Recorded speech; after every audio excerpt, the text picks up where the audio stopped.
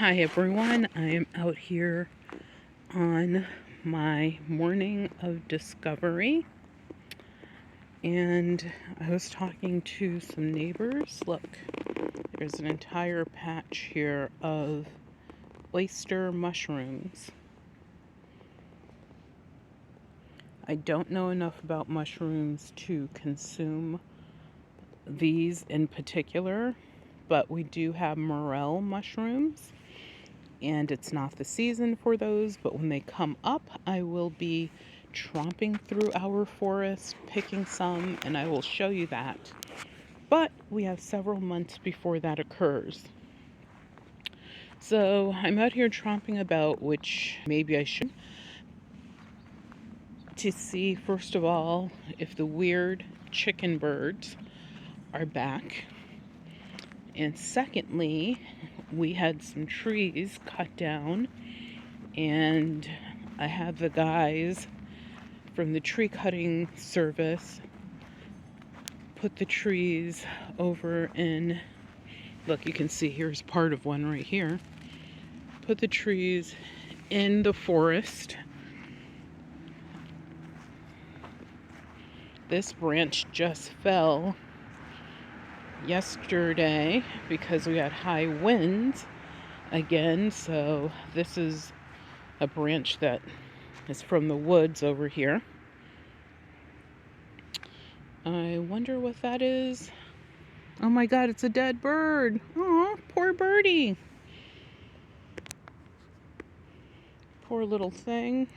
It's probably captured by an animal I'm going to discuss in a moment. This is our little Maya's resting place. We cleared this out right here, and we had the guys take the tree bits and put them back there. And thankfully, they also took, I think it was like, I'm trying to think what he said the tonnage was. I think it was like 4 tons that they actually ended up taking with them, because these trees, as you can see, were, I don't know, 100, probably at least, I would say 250 years old. I think he said they were like 250 to 300 years old, some of them. And we had 5 trees that we had taken down because they were growing taller than the house, and we were constantly losing gigantic branches from the trees. And I wonder what that is over there, huh? And yeah, so anytime there was a windstorm, it was like, do not go out there in the yard, which would make no sense during a windstorm. But you can see right there, there's a tree that's leaning. That's a skinny tree, but imagine if branches the size of this tree or bigger were falling off of these trees. So unfortunately, like I said, 5 of them had to go. We will have Al drag this into the forest, not today, but over the next few days, and I will warn him about this poor dead little bird. We'll probably just put a pile of dirt on it and let it go back into nature, because if we, most likely it was a fox, or we do have bobcat here. We've literally seen them several times. But our neighbor also told us about there being some cougars or mountain lions in the area, and their house is through this forest, and then there's another big wide expansion of empty woods, and then their house is after that. So it's kind of a ways down, but it's the next house that's next to ours, and our woods connect to the back of their woods and the woods that are in between. And then if you go completely down through this forest, keep going straight for, it's probably like 4 miles, you'll hit a road, a dirt road, and you cross the dirt road, and there's a giant conservation area, which is, I don't remember how big it is, but it's really lots of acreage. I believe it's like 450 acres or something. It's really large. It's not the largest, but it's a big one. And so also, if you walk through here, this forest, for, I'm going to say maybe 20 minutes to half an hour, you'll come upon a pond. I wonder what that is right there. Just caught my eye. I'm not going in the forest by myself, but Al will be going with me after things dry up a bit. But if you keep going that way, as I was saying, you will come to a pretty large pond. And so, and we also have a brook that runs through here. And like when we have water to run through here, we have been for, I feel like this is like the driest winter ever. Like normally this would be completely covered with snow. I would be in my snow outfit with boots, but the winter has just been so mild. I used to like standing on the stone, and Maya would go down this hill on our land, and she would just wander about. Right there is a break to some back neighbor's house over there. But let's head back up the hill. You tell Al about the deceased Birdie. Yeah, we walk out here every once in a while. I come out almost every single day. Even if it's just for a few minutes, so that we can see on with this is something that we have to, or I want to have looked at, is for some reason it's getting very damp over here, and I don't know why. Because if you go up, there is a corner right there. We had that shield thing put in, and the gutters of course have been cleaned, but I don't know like why it seems to get so damp here. Just right in this one area. And we did put this directional thing wedge in to sort of see if the water would go in another direction. But one of the things I'm going to do when it's dry is I'm going to lift it and put a rock underneath to make more of a ramp, and maybe the water will splash out this way more. Here's a raised garden bed. Look, some more oyster mushrooms that I put in the other day. It is winter here, so I am just filling it, you know, as I am, or as branches fall, and only certain branches go in here. For example, if the tree had a disease, not putting them in there, just putting sort of like, you know, things I can also kind of snap or cut with a saw by hand easily. And then on top of this, I will put some regular dirt. And then I have some eggshells and nutshells and composty kind of stuff that will go on top of that. And then on top of that, what I call the good soil will go on top of all of that to fill it up. And you do have to refill these after a while, because this, the like logs and sticks, and if you put leaves in there or anything organic, they break down, and that's how you get your soil. So what happens is this looks fluffy, but this will probably break down to less than half of its size. So that's why you do have to top these off even after you fill them initially. Because I have one that's over here that I'll show you that I have to fill. And I'm so excited because this one had even more organic matter in it. And here's a bird's nest. Not probably from that bird.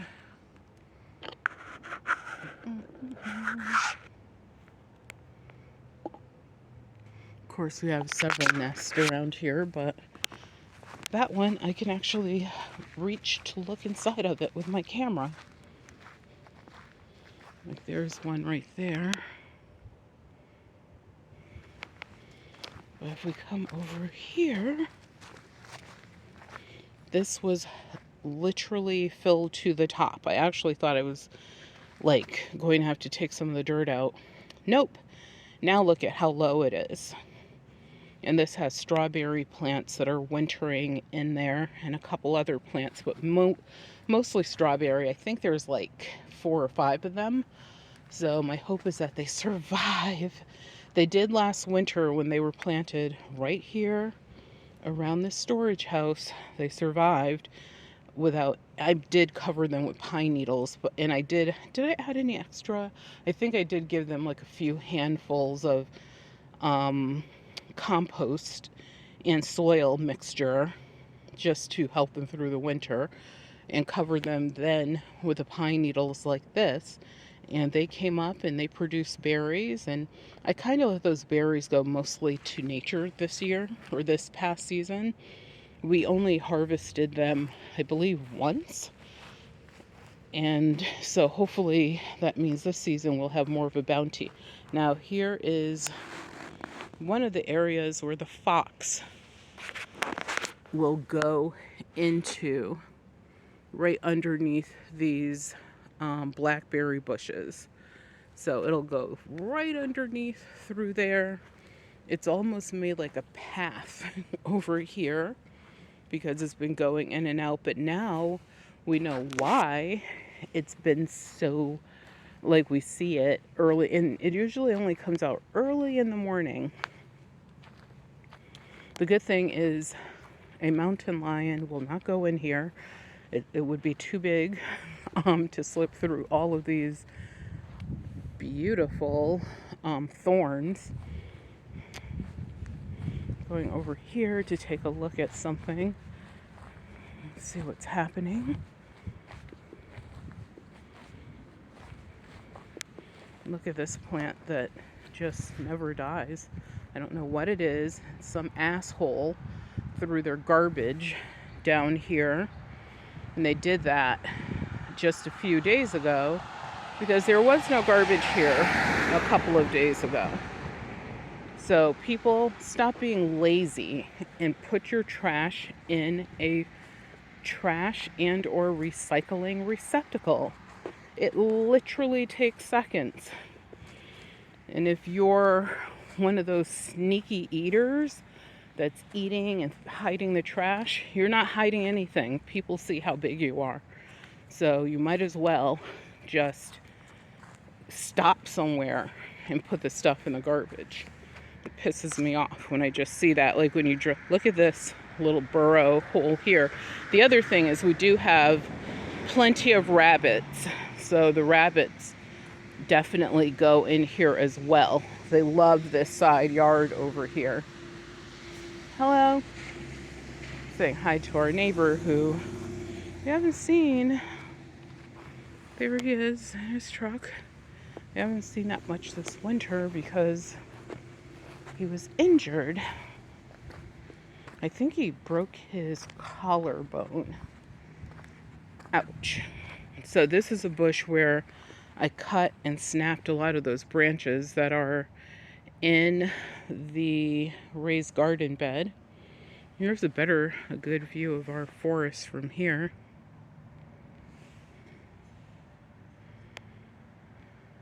I know I show this forest a lot, but we grew up running around playing in the woods, and the house that we built before this one, we did not have this luxury unless we, of course, went somewhere.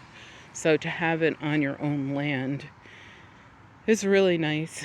If you want to get out and, get into the leaves and nature. You have to be very aware of ticks, however, snakes, and big ass spiders. So those are things. And then there's, animals, but I don't mind the animals as long as they don't bother me. I will just look at them.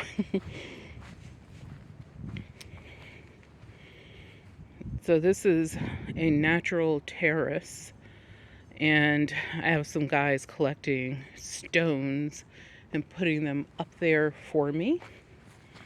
And then I have to go in and arrange them however I want them arranged. But they just are kind and said they would do it.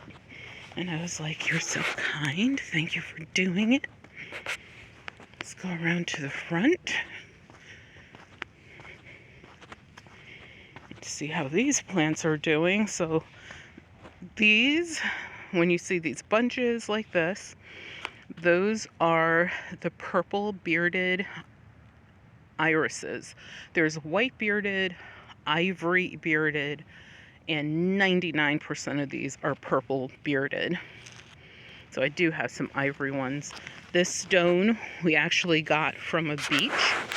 And yes, I made my husband carry it most of the way. And it has semi-precious stones in it, like amethyst and some other stuff. I don't know what it is, but I know when we were carrying it from this rocky area of the beach, some guys were like, oh, you're so lucky you got that one. So that was fun. When we go on hikes to a new area, I have this thing where we have to take a stone with us. I do that for a couple reasons. One, great weight training to carry, I don't know, 15, 20-pound stone with you for who knows how many miles up and down various terrains. And also, we put it here in one of the planting areas or gardening areas, and or on the wall, the natural terrace back there.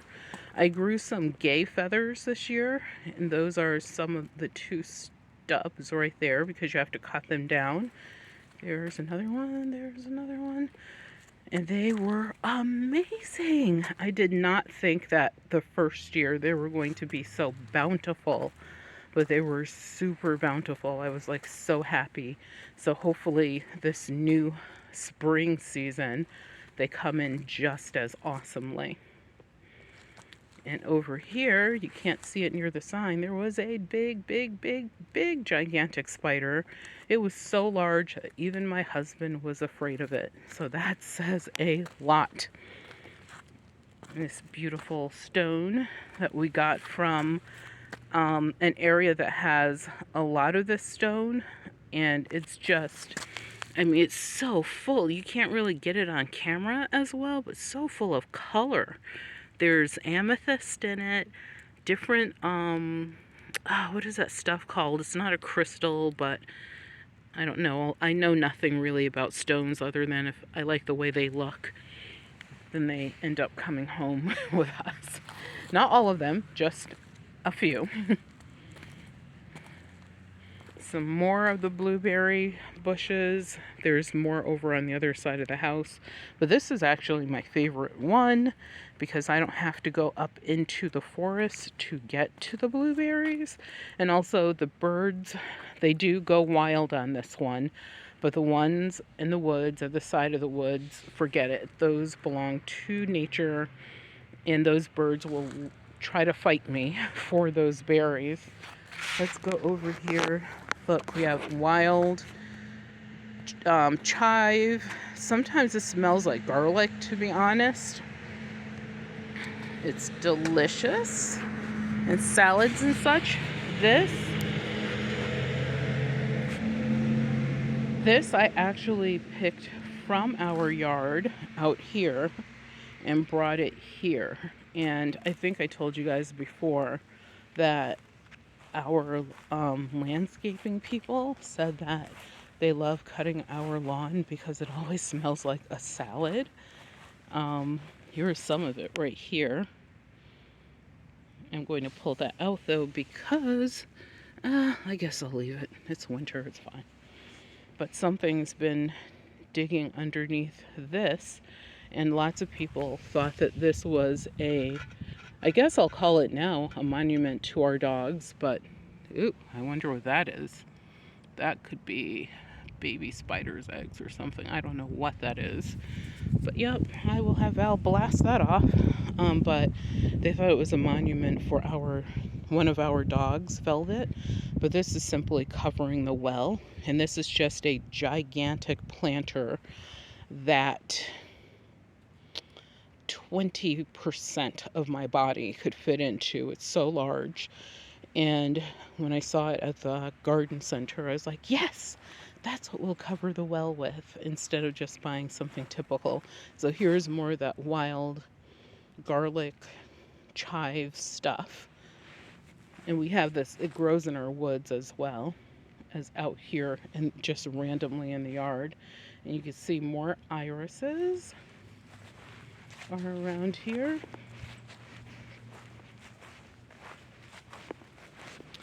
And I think that's all I'm going to show you today. We have projects going on inside of the house that, and I'm showing you that the 2 planters up there are now empty. This one had ginger in it. This one had cantaloupe growing in it. The cantaloupe vine did amazingly. Like, oh my God, it did so well. But it never produced, and I grew it in 2 different places, never produced cantaloupe. But over in this area, we grew some, I believe they're called sugar watermelons. And they're the round ones. Reminds me of like basketballs, I guess. They grow about that size, the biggest. And I grew them right here in this area between that patch and this French drain. And the vine grew that big. And of course it went from here to here. And I would constantly have to pull it out of the bearded irises because it would grow prolifically if I did not. And we ended up getting, I believe it was 4 melons off of it that were all edible. I gave one to my sister, and one to our daughter, and the other ones Al and I had, and they were definitely sweet and yummy. So I did preserve those seed so that this season I will be growing them from our own seed. But the way I grew them last season was from the garden center having a starter plant. So one starter plant got us 4 melons, which was nice. So here's a look up the walkway. And here is a plum tree I planted, because I keep wondering like what that is on the branch right there. That I planted in honor, and it kind of goes up. I think that might be, I don't know what it is. It's a weird branch or something. But there's a couple branches on this tree that we're cutting off when the weather permits. Like technically we could do it today, but I'm not doing it today because it is you could see, look at the sky. It's literally drizzling on me right now. But there's like that branch right there that looks a little bit thick in an odd place. And this piece of a branch that we're cutting off so the rest of the tree doesn't get whatever blight or whatever that is. There's plenty of lichen on this tree for the deer to eat. And I do look to see if any of their hoof prints are here in the mulch, and there aren't any.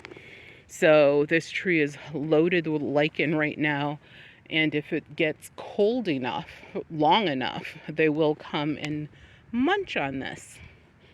So I think it's a cool thing. So thank you guys for tuning in. Please remember to subscribe to the channel. It's the one way you can support us. And of course, watching these videos all the way through, or just listening to the melodious tones of my voice, whatever you prefer. But thank you and enjoy your day.